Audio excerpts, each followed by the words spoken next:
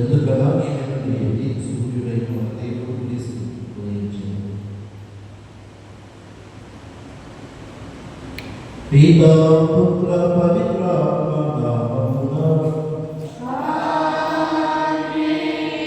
మన ప్రభువు అయిన యేసుక్రీస్తు కృప, సర్వేశ్వరుని ప్రేమ, పవిత్ర ఆత్మ సహవాసము మీ అందరితో ఉండును గాక.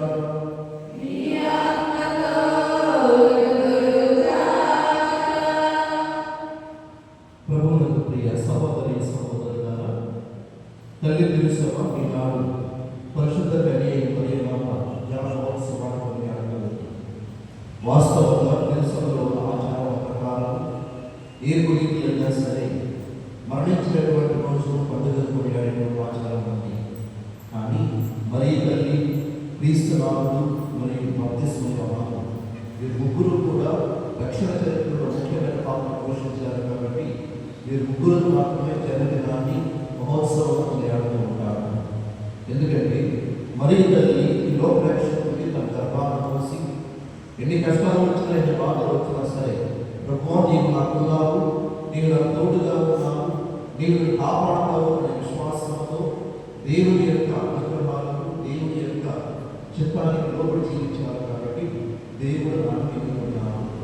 అలాగే బాప్తిస్మ యోహాను గారిని లోక రక్షకుడి లోకానికి వచ్చిన తర్వాత వారిని లోకాన్ని పరిచయం చేయడానికి దేవుడు బాప్తిస్మ యోహాను ముందుగా పంపిస్తున్నారు. అందుకని మీరు ముగ్గురు మాత్రమే మన తిరుసభలో జన్మదినాన్ని కొనియాడుతుంటారు. అయితే మరీ తల్లిలో ఈనాడు మరీ తల్లి జన్మదినాన్ని కొనియాడుతున్నటువంటి మనమందరం కూడా మరీ తల్లి యొక్క సుధారణ చూసి మనం నేర్చుకోవాలి. ముఖ్యంగా దేవుడి మీద ఆధారపడి జీవించాలి. కన్యకగా ఉండే గర్భం ధరించడం అంటే అది ఆత్మ సృష్టిస్తున్నారు. అలాగే ఎన్ని కష్టాలు వచ్చినా, ఎన్ని బాధలు వచ్చినా సరే దేవుని చిత్తాన్ని లోపల జీవించడం కూడా ఆ తల్లి నుంచి నేర్చుకోవాలి. కావున మన జీవితంలో ఎన్నో సందర్భాల్లో దేవుని చిత్తాన్ని లోపడకుండా మనిష్మానుసారం జీవించి దేవుని మార్పు చేసుకున్నాము. ఇటువంటి పవిత్రుల పండుగ కొనియాడే ముందుగా మనం చేసిన పత్రాలను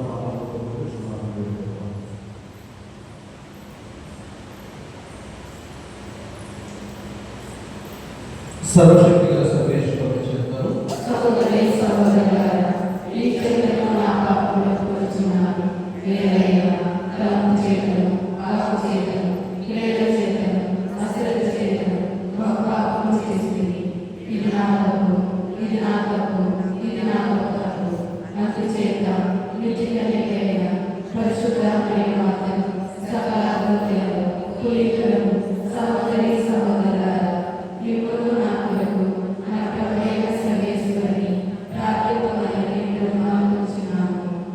సర్వశక్తి గల సర్వేశ్వరుడు దయచూపి మన పాపముల నుంచి మన నిత్య జీవ చర్చుగా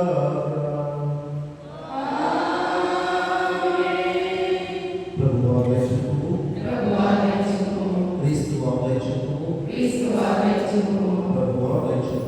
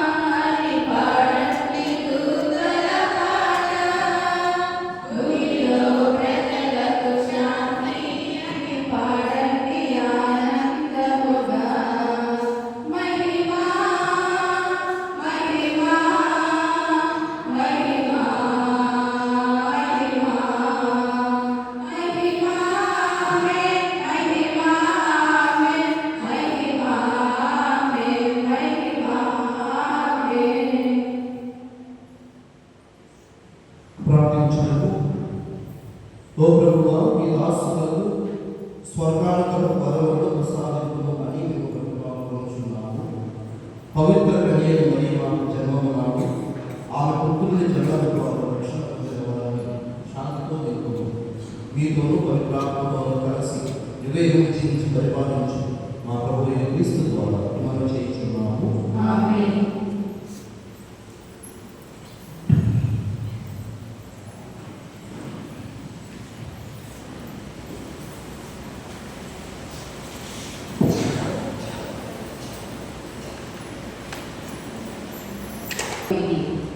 మీకా గ్రంథము 5వ అధ్యాయము 2వ వచనం నుంచి 5వ వచనం వరకు. మీకా గ్రంథము 5వ అధ్యాయము 2వ వచనం నుంచి 5వ వచనం వరకు. ప్రభు ఇట్లనుచున్నాడు, బెత్లెహేము ఎఫ్రాతా, నీవు యూదా నగరములలో వెక్కిరి చిన్నదానము కాని, ఇశ్రాయేలు పాలకుడు నీ నుండే ఉద్భవించును. అతని వంశము పురాతన కాలమునకు చెందినది. శిశువును కనుగో మహిళ కుమారుని కనువరకును. ప్రభు తన ప్రజలను శత్రువుల ఆధీనంలో ఉంచును. అటు పిమ్మట ఆ కుమారుని స్వదేశీయులు ప్రవాసం నుండి తిరిగి వచ్చి ఇశ్రాయేలు ప్రజలతో కలియుదురు. అతని ప్రభు బలముతో, ప్రభువైన దేవుని ప్రభావముతో తన మందలను పాలించును. లోకము లేని కదిలెదరు అతని ప్రభావము అంగీకరించును. కనుక వారు క్షేమముగా జీవితురు. అతను శాంతిని కొనువచ్చును. ఇది ప్రభువాకు. దేవా నీ కీర్తన పాడెదను, దేవా నీ కీర్తన పాడెదను. తనువులే కట్లిక చేసి, మనసులే సితార చేసి, తనువులే కట్లిక చేసి, మనసులే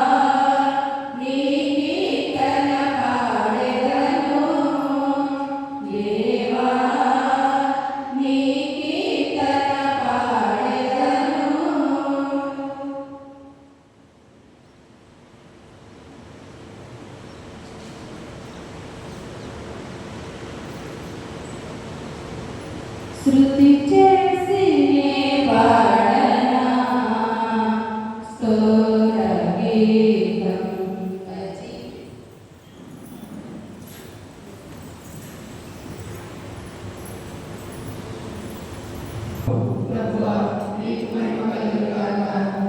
మత్తయి సువార్త 12వ అధ్యాయము 46వ వచనం నుంచి 50వ వచనం వరకు.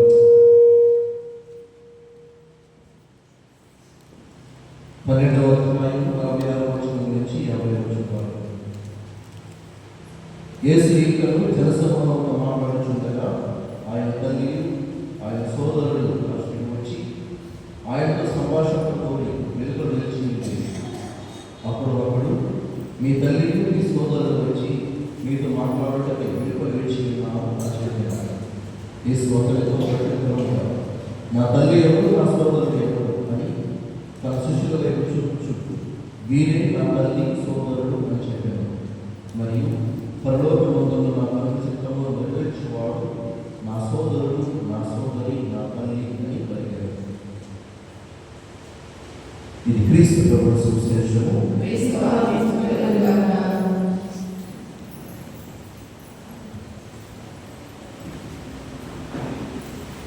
యేసువా వందనం. యేసువా స్తోత్రం. తండ్రి వందనం. తండ్రి స్తోత్రం. ఆత్మదేవ వందనం. ఆత్మదేవ స్తోత్రం. ప్రియదేవ వందనం. ప్రియదేవ స్తోత్రం. Praise the Lord. Hallelujah. Hallelujah. ఇక్కడ ఉన్నటువంటి వారిలో ఎంతమంది మరీ పేరు పెట్టుకున్నారు? ఒకరు, ఇద్దరు, ముగ్గురు. మరీ పేరు వైద్య సభ్యులు కాదు. మరీ పేరు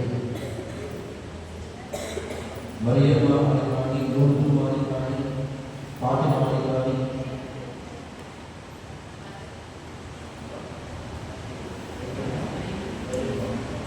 వేరే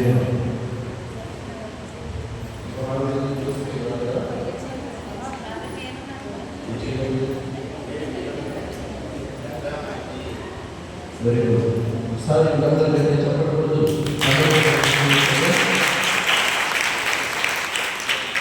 వారికి వచ్చినటువంటి మనందరికీ కూడా హ్యాపీ ఫీస్ట్ ఇవ్వాలి. Very good. ఇది నేను వచ్చిన తర్వాత చేసినటువంటి రెండో పండుగ. ఒకటి ఆగస్టు 15వ తారీఖు మొదటిగా మహిళల మోక్ష పండుగ. ఆ రోజు రాలేదు. రెండవది మహిళల పుట్టినరోజు. ఈరోజు గుడికి వచ్చారు. తర్వాత మూడో పండుగ చూస్తారు. ఇంకా మూడో పండుగ కూడా ఎవరు స్పందించకపోతే ఇంకా ప్రతి పండుగ క్రిస్మస్ పండుగ అయినా సరే మామూలు తప్ప 50 సంవత్సరాల్లో ఎటువంటి మార్పు ఉండదు. ఎందుకంటే మీరు స్పందన లేనప్పుడు ఇంతమంది అంతర్గత వచ్చి డెకరేషన్ చేయడం, పిల్లలంత హడావిడి రావడం, మరి మహిళా సభ్యులు కానీ పెద్దలైన వీలు లేనప్పుడు ఇదంతా ఎవరి చేస్తున్నా అవ్వదు. అందుకే ఇంకొకసారి చూసి ఏదైనా పండుగ వచ్చినప్పుడు కనుక ఇలాగే నిలువెచ్చని స్పందన ఉంటే కనుక ఎటువంటి పండుగ కూడా ఏం చేయాలో చేయబడుతుంది. ఏ పండుగ అయినా సరే, క్రిస్మస్ పండుగ అయినా సరే ఒక సాధారణ పండుగ లాగా ఉంటుంది, ఒక సాధారణ ఆదివారం లాగా ఉంటుంది తప్ప మీరు ఎటువంటి మార్పు ఎటువంటి స్పందన లేనప్పుడు నేను ఎటువంటి నిర్ణయాలు తీసుకోవడంలో ఎటువంటి తప్పు లేదని చెప్పి నేను భావిస్తున్నాను. సరే, వదిలేసి ఈరోజు మనం చూసినటువంటి సువార్తలో సాధారణంగా క్రీస్తు ప్రభువుల గురించి, యేసు మరింత యేసు ప్రభు ఈనాడు సువార్త మాట్లాడుతున్నారు. నా తల్లి ఎవరు, నా సోదరుడు ఎవరు? మన శిష్యుల వైపు చూపుతూ వీరే నా సహోదరుడు, నా తల్లి అని చెప్పి చూపుతున్నారు. ఈ మాటలు చూసినప్పుడు మామూలుగా ఈ వేరే శాఖించినటువంటి అంటే యేసు ప్రభువే తన తల్లిని గౌరవించుకోలేదు. అటువంటిది గౌరవించాలి. యేసు ప్రభువే తన తల్లిని, నా తల్లి ఎవరు, నా సహోదరుడు ఎవరు, నా శిష్యుల వైపు చూస్తూ వీళ్ళే నా అమ్మ, వీళ్ళే నా తల్లిదండ్రులు, వీళ్ళే నా సహోదరుడు చెప్పుకుంటున్నారు కదా. అటువంటిది యేసు ప్రభు మరీ తల్లిదండ్రుల స్థానాన్ని తగ్గిస్తున్నారు. మరి కథోలికులుగా మీరు క్రైస్తవులైనటువంటి మనమందరం కూడా, కథోలికులు ఉన్నటువంటి మనమందరం కూడా మరీ తల్లిని ఎందుకు అంత గౌరవాన్ని ఇస్తున్నారు? సాక్షాత్తు క్రీస్తు ప్రభు మరీ తల్లిని చూసి ఆ విధంగా చిన్న చూపు మాట్లాడుతున్నప్పుడు కథోలికులుగా మీరు చూస్తున్నారు అని చెప్పి వాదించే వాళ్ళు పడిపోతున్నారు. ఇది ఒక. రెండవదిగా యోహాను సువార్త 2వ అధ్యాయం చూసినప్పుడు యేసు ప్రభువు కానాపల్లెలో నీటిని ద్రాక్షారసంగా మార్చడానికి ముందు మరీ తల్లి యేసు ప్రభు దగ్గరకు వచ్చి వారికి ద్రాక్షారసం తక్కువ పడింది అని చెప్పినప్పుడు యేసు ప్రభు ఏమన్నారు? స్త్రీ, అది నాకేమి నీకేమి అని చెప్పి అనుకుంటున్నాను. సాక్షాత్తు దేవుడి కుమారుడు, దేవుడే తన తల్లిని తల్లి దగ్గర అమ్మాను స్త్రీ అని పిలుస్తున్నారు. ప్రపంచంలో ఏ మనిషి కూడా తన తల్లిని, తన సొంత తల్లిని స్త్రీ అని సంబోధించడు. అటువంటిది సాక్షాత్ యేసు గురించి తన తల్లిని ఇదిగో స్త్రీ అని పిలుస్తున్నారు కదా. మరి కథోలికులకు మీరెందుకు మరీ తల్లికి అంత గౌరవాన్ని ఇస్తున్నారు? మరీ తల్లి అంటే మీరెందుకు అంత ఇష్టం అని చెప్పి చాలా మంది భావిస్తూ ఉంటారు. ఎందుకంటే ఇవన్నీ కూడా తల్లి కావు, ఇవన్నీ కలవని మాటలు కావు.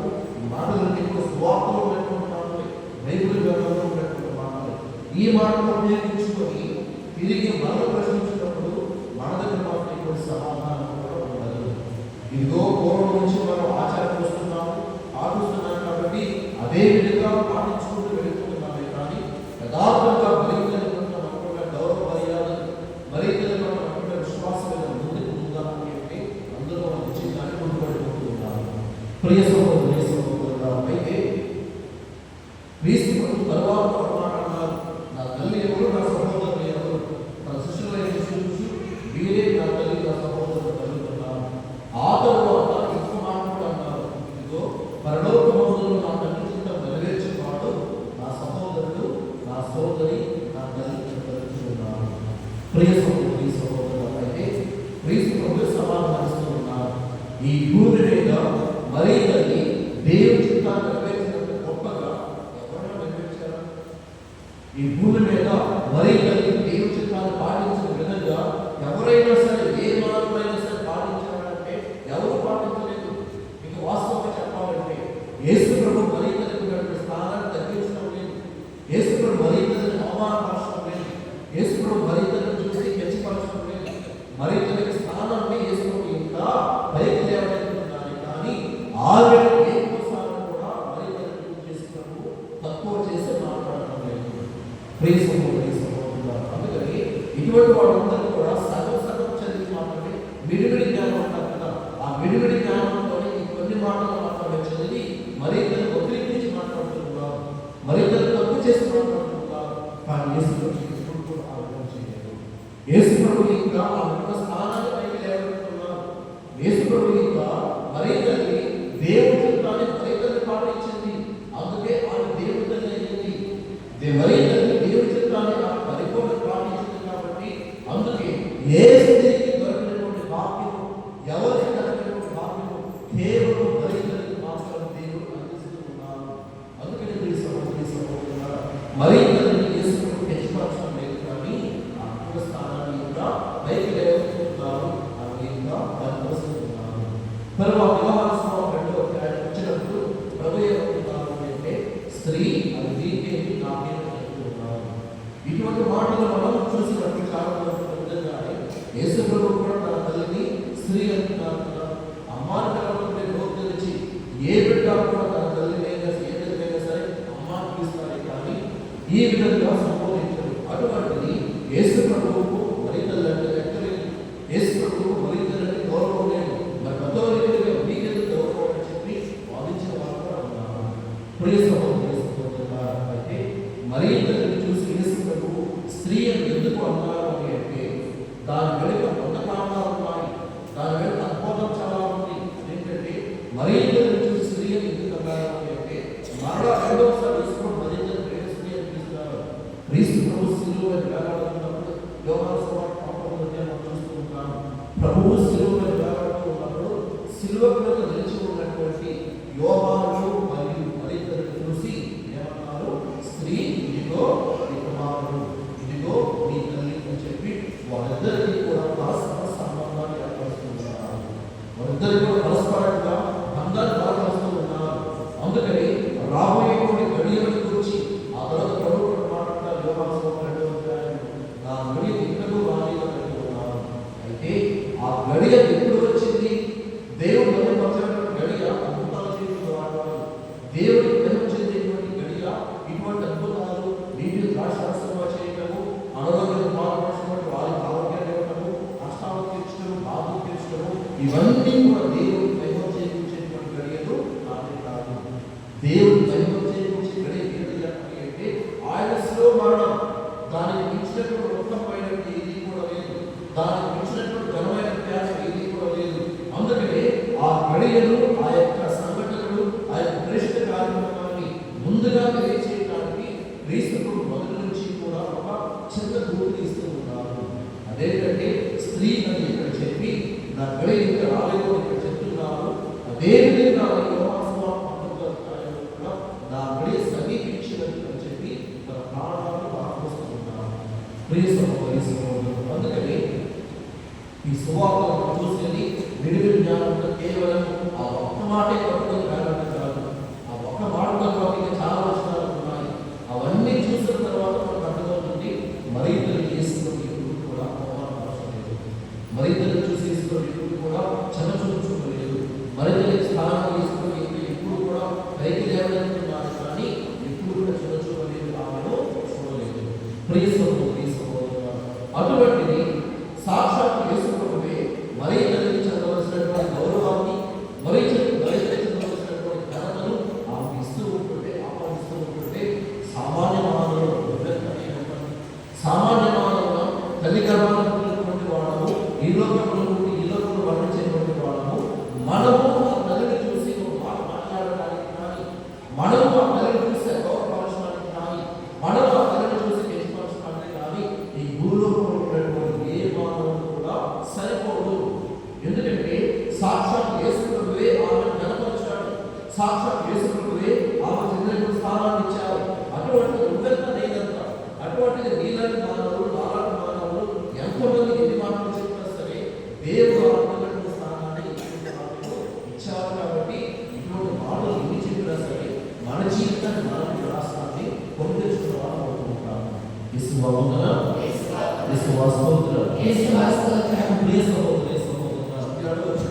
అదేంటి నేను చేసి మరి తల్లి గురించి తెచ్చిపరిచాను, మరి నేనెందుకు అమలుపరుస్తున్నాను, మరి తల్లి చూసి నేనెందుకు ఎప్పుడైనా సరే ఇందులో జగత్తు చూస్తాను అని చెప్పి అడగచ్చు. వాస్తవంగా అందరూ కూడా అదే భావించినటువంటి వాటి. ఎందుకంటారేమో, ఎందుకంటే మాట చెప్తాను, ఇదిగో ఈరోజు మరి తల్లి పుట్టినరోజు తెలుసుకున్నాను. మరి తల్లి పుట్టినరోజు వచ్చేది దగ్గరగా 3 వారాలు చెప్పుకుంటూ వస్తూ ఉన్నాను. 3 వారాలు చెప్పుకుంటూ వచ్చినా సరే ఒక ఇంటిలో తల్లి పుట్టినరోజు తెలిసినప్పుడు, ఒక ఇంటిలో ఇంటి ప్రధాన స్థానమైనటువంటి మన యొక్క అమ్మ పుట్టినరోజు అయినప్పుడు మనం ఎంత సంతోషిస్తాం, ఎంత ఘనంగా వేడి చేసుకుంటాం, ఏ విధంగా ఆ తల్లి చెందినటువంటి గౌరవం ఇస్తూ ఉంటాం, ఆ తల్లి చెందినటువంటి బహుమతులు ఇస్తూ ఉంటాము. అటువంటిది ఏ స్పందన లేకుండా నిర్లక్ష్యం మన జీవితం జీవిస్తున్నది చూసారా. ఎందుకంటే నీకు దౌర్భాగ్యం నిలువెచ్చని విశ్వాసం చాలా ప్రమాదకరమని చెప్పి, నిలువెచ్చని విశ్వాసం అని అంటే ఇటు అవకాశం చేస్తాము, ఇటు అవకాశం ఇటు చేస్తాము. అటువంటి విశ్వాసం మనకు అవసరం లేదు. పరిపూర్ణంగా దేవుని విశ్వాసం నుంచి మనం జీవించాలి. ప్రియ సహోదరి సహోదరులారా, ఈ రోజున నీవు రక్షణ పొందుతున్నాను, నీకు నాకు కూడా రక్షణ అనేది రాసిపెట్టింది, నీకు నాకు కూడా పరలోక వాక్యం అనేది ఇవ్వబడింది ఏంటంటే కేవలము మరి తల్లి ద్వారా మాత్రమే. మరి తల్లిని దేవుడు ఎందుకుంటారు, దేవుడు చెప్పిన తర్వాత ఇవ్వని కుమారుని అంటారు. గర్భాల శిక్షణ కోసం చేసినప్పుడు మరి తల్లి 100 ఆలోచనలు చేయలేదు. మరి నాకేది లాభం, నాకే వస్తుంది, నేనెందుకు చేయాలి, నేనెందుకు పరిపూర్ణపోవాలని చెప్పి మరి తల్లి అనుకోవచ్చు. కానీ మరి తల్లి ఆలోచన చేయకుండా ఒకే ఒక మాట, ఇదిగో నేను ప్రభు దాసురాలను, నీ మాటలు నాకు జరుగుతుందా. కానీ ఆ ఒక్క మాటతోని దేవుడి చిత్తానికి లోబడి దేవుడి చిత్త ప్రకారం జీవించడం సంసిద్ధమైంది. అందుకే ఆత్మల్ని మనం అందరం కూడా రక్షణ సమాచారమే తెలుసుకుంటున్నాము. ఈ రక్షణ చరిత్రలో మనమందరం రక్షించబడటానికి సహకరించింది ఆ మరి తల్లి. అందుకే ఆ మరి తల్లి పుట్టినరోజు మనం ఎంతో ఘనంగా మనము జరుపుకోవాల్సింది. ప్రియ సహోదరి సహోదరులారా, అయితే మరి తల్లి సెప్టెంబర్ 8వ తారీఖు ఉంటారు. మరి తల్లి సెప్టెంబర్ 8వ తారీఖు జన్మించాలని చెప్పడానికి బైబిల్లో మాత్రం ఎటువంటి ఆధారాలు లేవు. కానీ ఇప్పుడు యాకోబు రాసినటువంటి సువార్త అనేది ఉంది. అంటే ఆ ధృవీకరించబడినటువంటి సువిశేషం అటువంటి సువార్తలు 4 అయినప్పటికీ కూడా ఈ 4 సువార్తలు కాబట్టి ఇంకా చాలా సువార్తలు ఉన్నాయి. వాటిలన్నిటినీ కూడా తెలుసు ఆమోదించలేదు. కానీ యాకోబు రాసినటువంటి ఆ యొక్క సువార్తలో ఆయన అంటూ ఉన్నారు, అన్నాజ్ వాక్యంలో మరి తల్లి ఏకైక సంతానం, వారి వృద్ధాప్యంలో మరి తల్లి జన్మించారు. ఆమె జన్మించినటువంటి ఇది అని చెప్పి ఆమె జన్మను గురించి, ఆమె తల్లిదండ్రుల గురించి ఆయన రాస్తున్నాను. ప్రియ సహోదరి సహోదరులు, అయితే ఆమె జన్మను కూడా మరి తల్లి పుట్టిన కూడా ఒక రహస్యంగా కొనియాడుతున్న చరిత్ర తెలుస్తాను. ఎందుకంటే మరి తల్లి ఉన్నటువంటి తల్లిదండ్రులు అన్నాజ్ వాక్యంలో వాళ్ళిద్దరికీ కూడా ఏకైక సంతానం మరి తల్లి చెప్పుకున్నారు. అయితే వాళ్ళిద్దరికీ కూడా 2 సంవత్సరాలు పిల్లలు పుట్టలేదు. వృద్ధాప్యంలోకి వచ్చారు. ఆయన పిల్లలు పుట్టకపోయేసరికి జాతీయులు గారు దేవాలయానికి వచ్చి మొక్కుకున్నారు. ఏమంటే ఇదిగో ప్రభువా, నీవు సంతానాన్ని ఇస్తే ఆ బిడ్డను నేను నీకే అప్పగిస్తాను, నీ సేవకు వదిలేస్తాను. ఆ బిడ్డను యెరూషలేము దేవాలయంలో కూర్చోబెట్టి నీ సేవకురాలుగా నీ సేవ చేయడానికి ఆమెను వదిలిపెడతాను అని చెప్పి వాక్యం గారు అన్నారు. వాళ్ళిద్దరు సహోదరులిద్దరు కూడా యెరూషలేము దేవాలయం ప్రార్థన చేసుకునేటప్పుడు దేవుడు ఒప్పుకున్నారు. ఆ తర్వాత మరింతలు చెల్లించారు. అదేవిధంగానే అన్నాచారంలో వాళ్ళిద్దరు కూడా మరింతలు పుట్టిన తరువాత ఆ తల్లిని యథేచ్ఛగా పెంచలేదు. ఎలాగైతే దేవుడిని మాటించారో అదే విధంగానే మరింతలు తీసుకుని వచ్చి దేవాలయంలో సమర్పించారు. అందుకే మరింతల్ని గాబ్రియెలు సంబంధించి మరింతతో మాట్లాడుతున్నప్పుడు ఒక మాట అంటారు. గాబ్రియెలు సంబంధించి అమ్మ నేను ఒక శిష్యుని కట్టాను, ఆయన లోకరక్షకుడు అని చెప్పినప్పుడు మరింతలు వచ్చిన మాట అంటున్నారు, నేను పురుషుని ఎదుగుదల కదా అని అంటున్నాను. దాని అర్థం ఏంటంటే నేను పురుషుని ఎదుగుదల కదా అని అంటే నేను నా జీవితంలో పెళ్లి అనేటువంటిది లేదు, వివాహం అనేటువంటిది లేదు. నేను నా జీవితంలో దేవుడికి సేవకు అర్పించుకున్నాను, నా జీవితాన్ని దేవుడు సమర్పించుకున్నాను. కాబట్టి ఇటువంటి పెళ్లి కానీ సాంప్రదాయాలు కానీ వీటికి నా జీవితంలో స్థానం లేదు అని చెప్పి మరీ తల్లి ఆ దేవుడితో మాట్లాడుతున్నారు. ఆ తర్వాత అంటున్నారు, రాజకీయం కాదు, ఏ రాజకీయం కాదు, దేవుడి ఇష్టం జరగాలి, దేవుడి చిత్తమే జరగాలి అని దేవుడి చిత్తాన్ని అభివృద్ధిలో జీవిస్తున్నాను. ప్రియ సహోదరి సహోదరులారా, అంతటి గొప్ప విశ్వాసాలు, అంతటి గొప్ప నిరాశరాలైనటువంటి మరింతని దేవుడు ఎదుర్కొన్నారు. ఈనాడు మరింతలు కూడా జరుగుతున్నటువంటి మనందరం కూడా ఆ తల్లి నీళ్ళు కావాలి. మన శుక్రవారం వచ్చిన దేవుడు ప్రార్థన చేస్తారు. ఏ కుటుంబం అయితే కలిసి ప్రార్థన చేస్తుందో ఆ కుటుంబము కలిసి జీవిస్తుంది. కలిసి ప్రార్థన చేయడం మాత్రమే కాదు, కలిసి కుటుంబాలు చెప్పాలి. ఈ రోజుల్లో ప్రతిరోజు కూడా మన దేవాలయం మన చిన్నపిల్లలు అందరి కోసం ఉపచారం కోసం ప్రతిరోజు కూడా జన్మాలు నిర్మిస్తున్నారు. కనీసం ఒక్కరైనా సరే ఈ రోజుల్లో ఒక్కరైనా సరే వచ్చి మేము కూడా ప్రార్థనలో పాల్గొంటాము, మేము కూడా జన్మాలు నిర్మిస్తామని చెప్పి ఒకళ్ళనే చెప్తారు. ఒకళ్ళు జన్మాలు నిర్మిస్తున్నారు. మా ఇంట్లో ఎలాగ జన్మాలు చెప్పాం, మా ఇంట్లో మరింత కోసం గౌరవం ఇవ్వం. కొన్ని దేవాలయంలో ఇప్పుడు ప్రార్థన జరుగుతుందని తెలిసినప్పుడు అక్కడికైనా మనం వస్తున్నాము అని అంటే అది కూడా మనం చేయడం లేదు. మనం ఎటువంటిది ఇదివరకు కథోలిక రావడం, నేను మరింత బిడ్డలు, నేను మరింత సభ్యురాలని చెప్పుకోవడానికి మనం అంతా కూడా ఆహ్వానించాలి. ప్రియ సహోదరి సహోదరులారా, ఏది ఏమైనా సరే మరింత అందరికీ నమస్కారం, మరింత కాపులను అందరికీ నమస్కారం. మరింత ప్రార్థన చేసినటువంటి వాళ్ళలో ఏ ఒక్కరు కూడా చేయకపోవడలేదు అని ఇప్పుడు వెన్నదన్నగారంటూ ఉన్నారు. ఎందుకంటే నేను వ్యక్తిగతంగా నాకు మనసులో కావచ్చు, లేకపోతే ఏ గురువులను అడగండి, ఏ అమ్మగారులను అడగండి, మరింత ద్వారా ఇందులో నాకు విన్నపం ఉంది, నాకు అవసరం ఉంది అని చెప్పి ఎవరన్నా అడిగినప్పుడు మరింత ద్వారా ప్రార్థన చేసినప్పుడు వాళ్ళందరూ దీవించబడ్డారు, వాళ్ళ ప్రార్థనలు ఆరంభించబడ్డాయి, వాళ్ళందరూ ఆశీర్వదించబడ్డారు చెప్పడానికి ఎన్నో వేల వేల సాక్ష్యాలు ఉన్నాయి. అటువంటిది మనకు మాత్రం మరింత తీసుకోలేకపోతున్నాం, మనం మాత్రం మరింత సమీపించలేకపోతున్నాం. మరింత దగ్గరికి వచ్చి నీ కుటుంబం కోసం, నీ భార్య కోసం, నీ బిడ్డల కోసం, నీ కుటుంబం కోసం ప్రార్థన చేయలేకపోతున్నాము. అటువంటిది మనం ఏ పని వాళ్ళు ఎటువంటి జీవితం జీవిస్తున్నామో ఆత్మదర్శనం చేసుకున్నాము.